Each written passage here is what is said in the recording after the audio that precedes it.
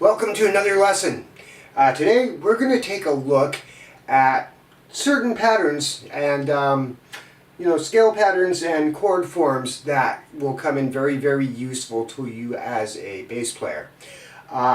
In the past couple of lessons we've done some talking about major patterns, minor patterns, and we're going to go over those again, and we're also going to throw in a couple of new things that over the long run you're going to find them very useful in your capacity as a bass player. So one of the things that we've discussed over the past couple of lessons is the fact that, well, the three things a good bass player needs to have in play.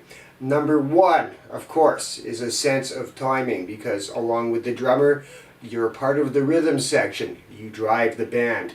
If you don't have good timing, the drummer is going to call you bad names and throw sticks at you, and believe me, you don't want that. So good timing, absolutely essential. Another thing is a sense of feel in so far as knowing the correct type of groove to play for a certain song. For instance, you would not use a heavy metal bass line on a blues song, and you probably wouldn't use a walking jazz bass line on a reggae song. So knowing the appropriate groove for the type of song that you're playing. And number three, your knowledge of harmony. Because even though bass players don't play chords very often, those are best left to polyphonic instruments like guitars and keyboards. And don't get me wrong, sometimes bass players will throw in an occasional chord, but generally speaking, bass players play one note at a time.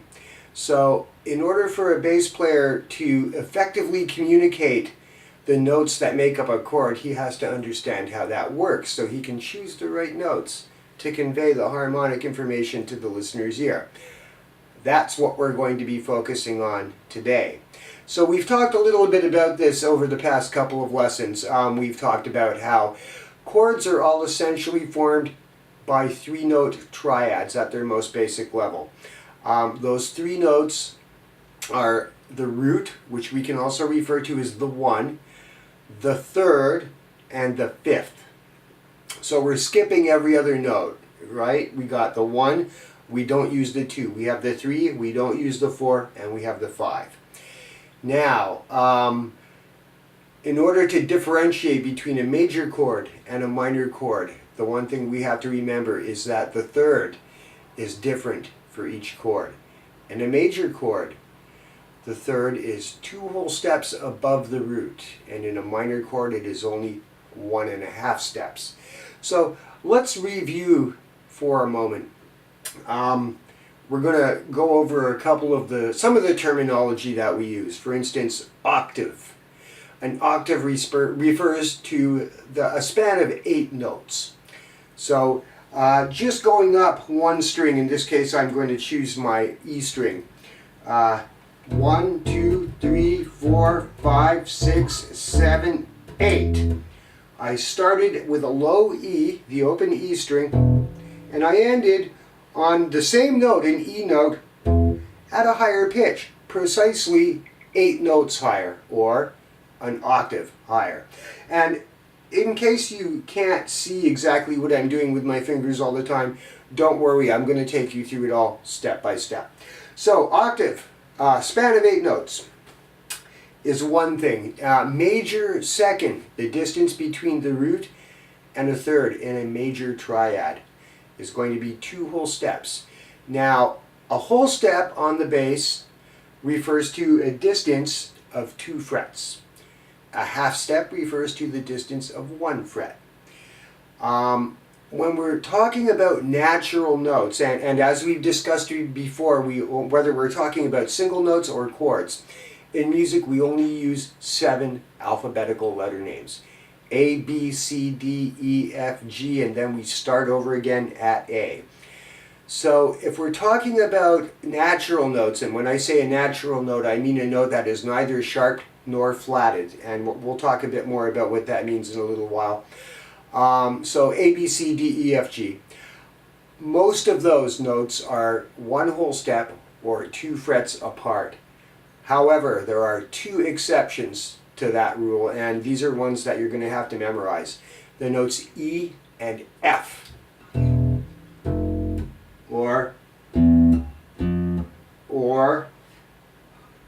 Oops. Almost messed that one up. Ugh, that's embarrassing. E and F are only a half step or 1 fret apart. No matter where you find them on the fingerboard, that always is the same. Also, the notes of B and C.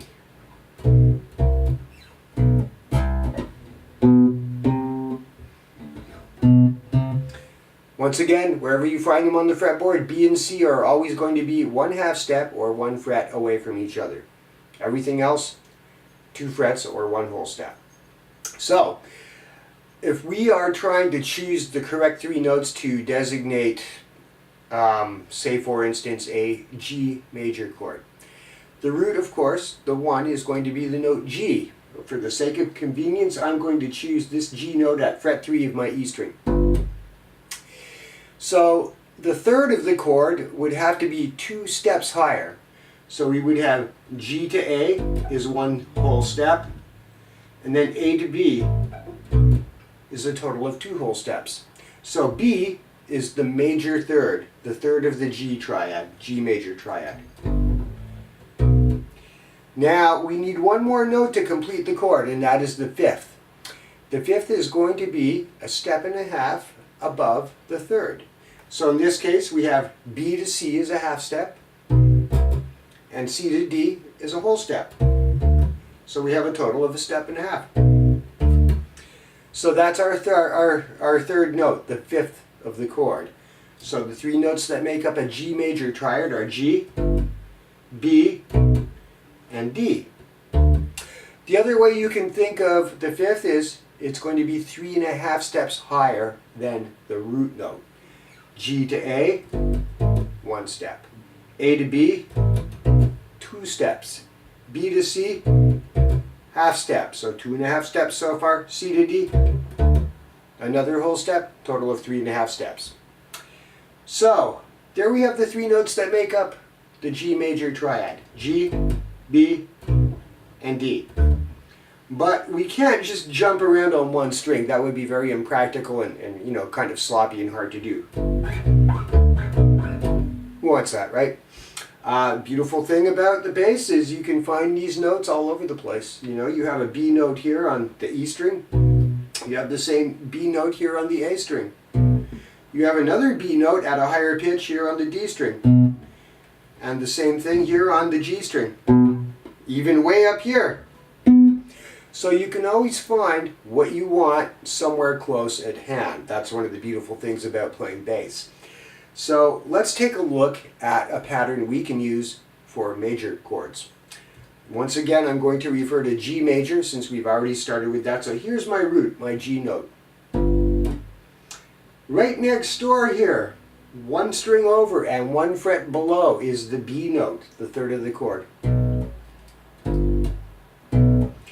When I'm going for these 2 notes, I'm usually going to use my second finger on the lower string, which is in this case the E string, and my first finger on the next string over, which is in this case the A string.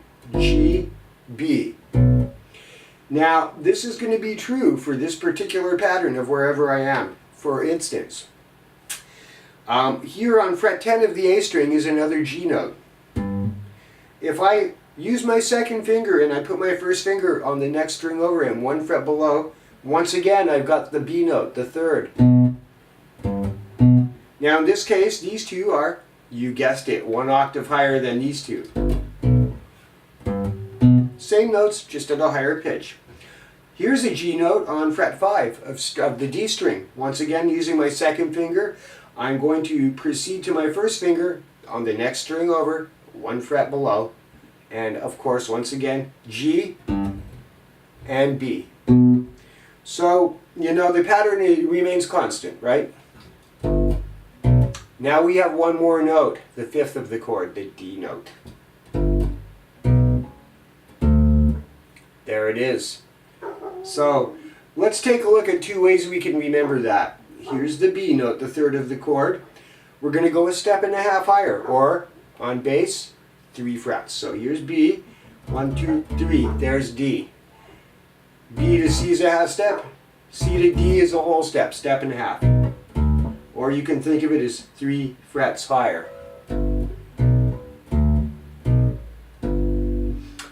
There's another way, perhaps a little easier to think of this, and we're going to see this come up again in just a little while.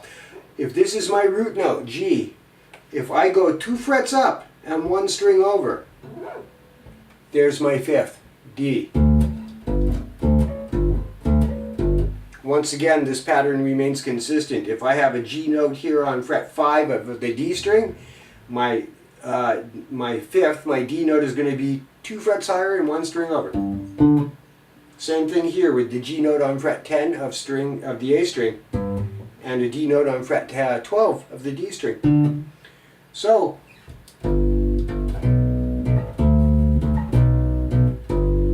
there is a G major arpeggio. An arpeggio is when you take the notes of the chord and play them separately rather than strumming them all together as you would on a guitar, or pounding them all out as you would on a piano. I don't know if pounding is an accurate description. Some piano players probably wouldn't like me for that, but I don't care.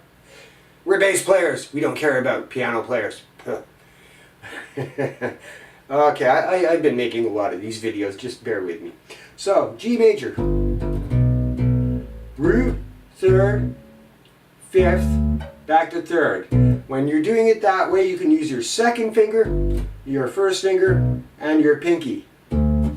However, you might wish to also include the octave higher than the root. So, let's take a look at that for a minute. The octave. Now, a minute ago we looked at how we could find the 5th by going 2 frets up and 1 string over. To get the octave, almost the same. Go 2 frets up and 2 strings over. So, there it is. Just like the letter L. If you play chess, you'll recognize this as the pattern that a knight makes when it moves. The L shape, right? So, 2 strings over and 2 frets higher is your octave. Now, if you want to include the octave, 2nd finger, 1st finger, then you could use your 2nd finger on the 5th and your 3rd finger to get the octave. Or, if it's more comfortable for you, you could use your 3rd finger on the 5th and your pinky on the octave. There's no right or wrong to either of those choices. Basically, it's whatever is most comfortable for you. Some people have large hands, some people have small hands, so the choice may be different. I've got pretty small hands. Also, it depends on what chord you're going to next. It may make sense to use one fingering more than another. So, root, 3rd, 5th, 3rd, root, 3rd, 5th, octave. 5th, 3rd, root, G major.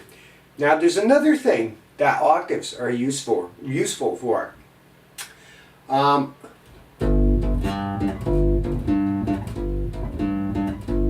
You'll hear bass players do this sometimes, quite frequently actually, going between the low octave and the next note an octave higher.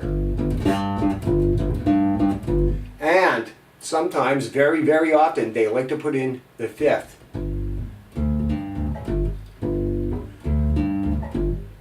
This is especially true on slow songs because you get to kind of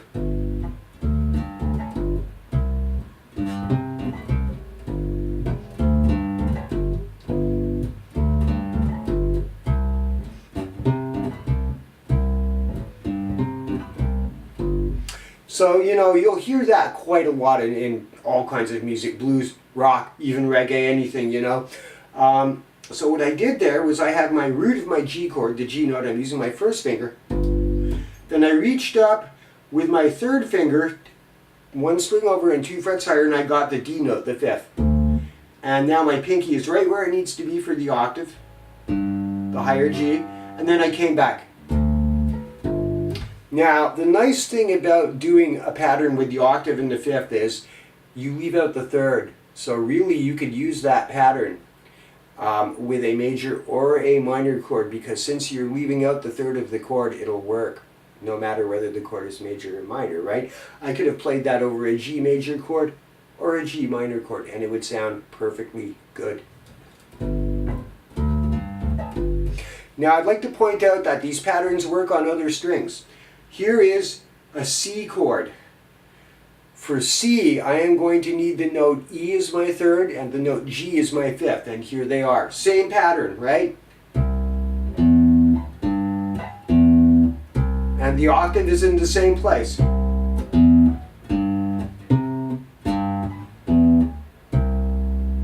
See, so you can go off the fifth, the A string or the E string. It works fine either way. Same thing with the octaves.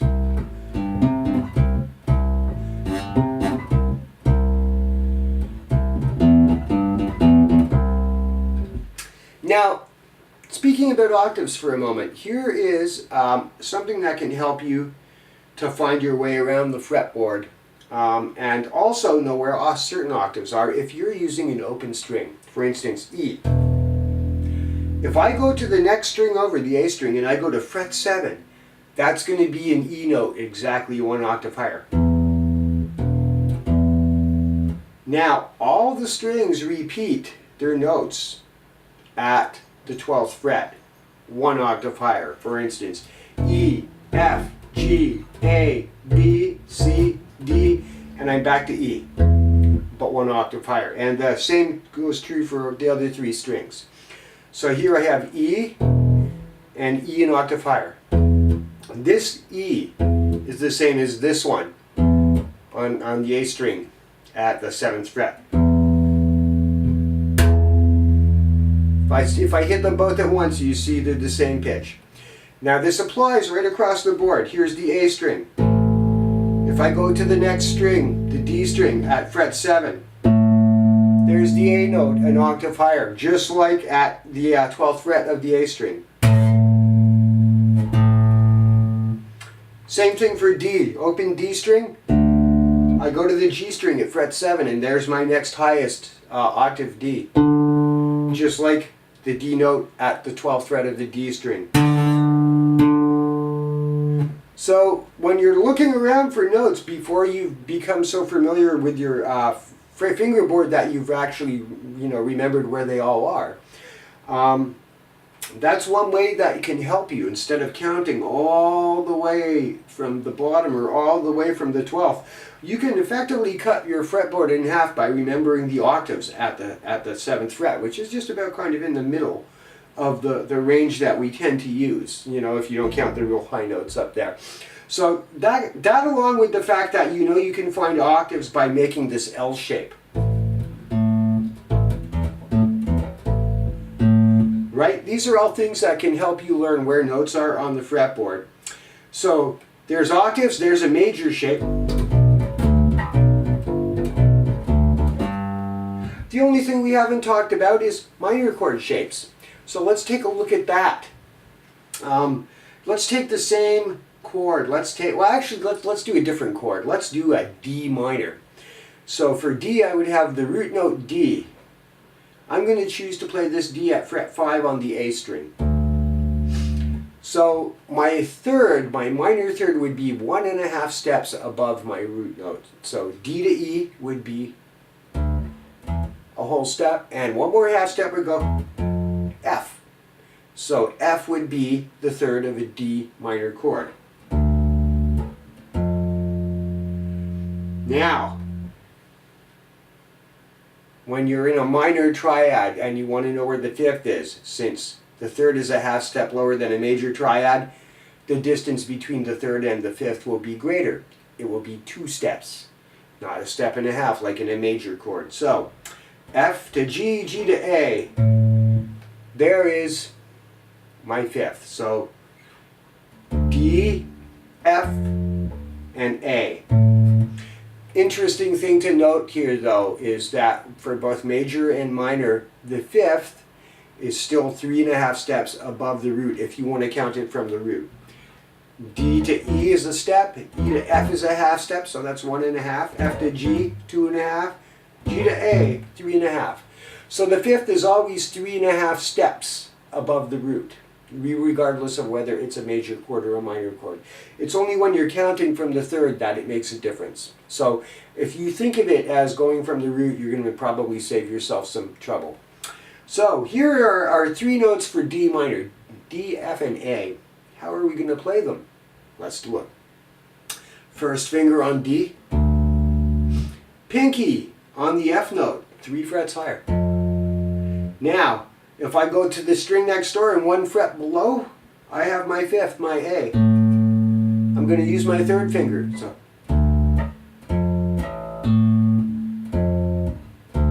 just like that. If you want to include the octave, the higher D over here, 1st finger, pinky, 2nd finger on A, the 5th, and 3rd finger rolls over to the next string to get the high D.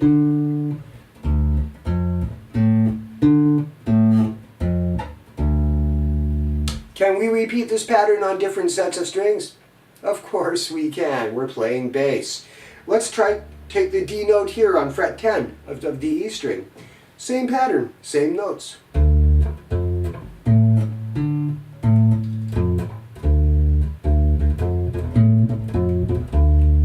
Right? Now there's another way you can do this too. Let's say I pick the same starting point, the D note on fret 5 of the A string, but now I'm going to start with my pinky. I can grab an F note 2 frets lower on the next string, right here. And the 5th, the A, 1 string over and 1 fret lower with my 1st finger.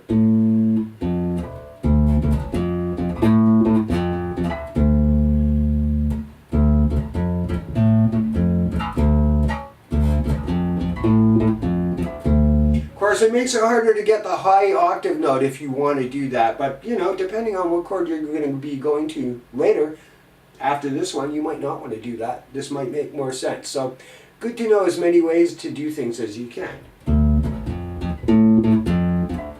And of course, we can use that same pattern on other strings, like if I start on the D note on fret 10 of the E string. There we go. So, there are some major patterns, some minor patterns, and some octaves and fifths patterns for you to familiarize yourself with. Learn them because they're going to serve you well, especially if you ever get into a situation where you're playing with people and they call out a song that you've never heard before. A lot of the times what they'll have is what is called a lead sheet, and it'll just have the lyrics with the chord name written over it. So if you've never heard the song before and you see C major chord, D minor chord, E minor chord, F major chord, if you know the patterns, you're going to be okay.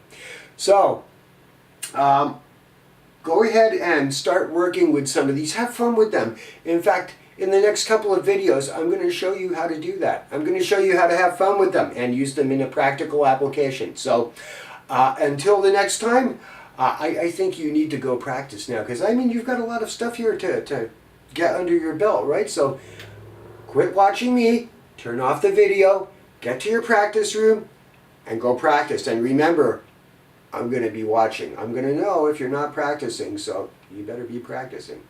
Now go have fun. Remember, practicing is fun, right?